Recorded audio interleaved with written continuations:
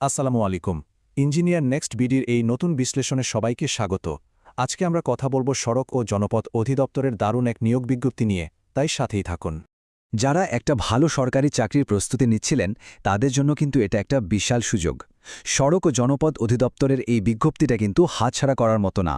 আমরা আবেদনের সব খুঁটিনাটি বিষয় নিয়ে কথা বলবো, তাই আশা করি শেষ পর্যন্ত আমাদের সাথেই থাকবেন। হ্যাঁ, ঠিকই দেখছেন।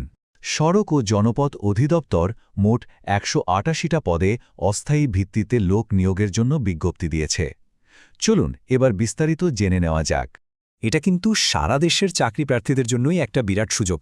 দেশের সড়ক যোগাযোগের মতো একটা গুরুত্বপূর্ণ জায়গায় কাজ করার মাধ্যমে নিজের কেরিয়ার গড়ার পাশাপাশি সরাসরি দেশের সেবা করার সুযোগও থাকছে।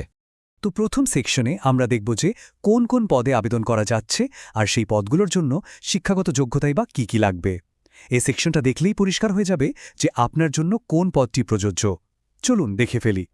এখন যে প্রশ্নটা সবার মনে আসছে তা হল, এই পদগুলোতে আবেদন করার জন্য ঠিক কী যোগ্যতা থাকা দরকার। চলুন এবার সেই বিষয়টা একদম পরিষ্কার করে জেনে নেই। বিজ্ঞপ্তিতে মূলত ৩টা পদের কথা বলা হয়েছে।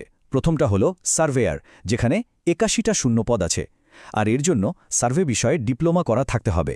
এরপর আসছে ওয়ার্ক অ্যাসিস্ট্যান্ট, এখানে পদসংখ্যা ৯২টা, আর যোগ্যতা হল উচ্চ মাধ্যমিক বা এইচএসসি পাস। আর সবশেষে নিরাপত্তা প্রহরী পদে নেওয়া হবে ১৫ জন, যার জন্য মাধ্যমিক স্কুল সার্টিফিকেট বা এসএসসি পাস হলেই চলবে। আচ্ছা, পদ আর যোগ্যতা তো জানা গেল। এবার দ্বিতীয় সেকশনে চলুন দেখে নিই কীভাবে একদম নির্ভুলভাবে অনলাইনে আবেদনটা করতে হবে। কারণ মনে রাখতে হবে, একটা ছোট ভুলেও কিন্তু আবেদন বাতিল হয়ে যেতে পারে।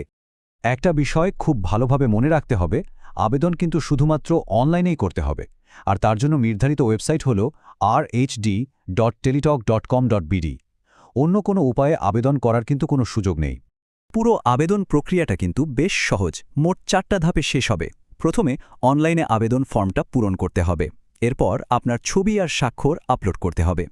আবেদনটা সাবমিট করার পর একটা ইউজার আইডি পাওয়া যাবে, আর সবশেষে টেলিটকের সিম ব্যবহার করে এসএমএসের মাধ্যমে আবেদন ফি জমা দিতে হবে। আবেদন প্রক্রিয়ার একদম শেষ এবং সবচেয়ে গুরুত্বপূর্ণ ধাপ হল এই ফি জমা দেয়া। টেলিটক এসএমএসের মাধ্যমে ফি না দিলে কিন্তু আবেদনটা সম্পূর্ণ হবে না। ইউজার আইডি পাওয়ার ৭২ ঘণ্টার মধ্যেই কিন্তু ফি জমা দিয়ে দিতে হবে। এই জায়গাটা একটু মনোযোগ দিয়ে খেয়াল করুন।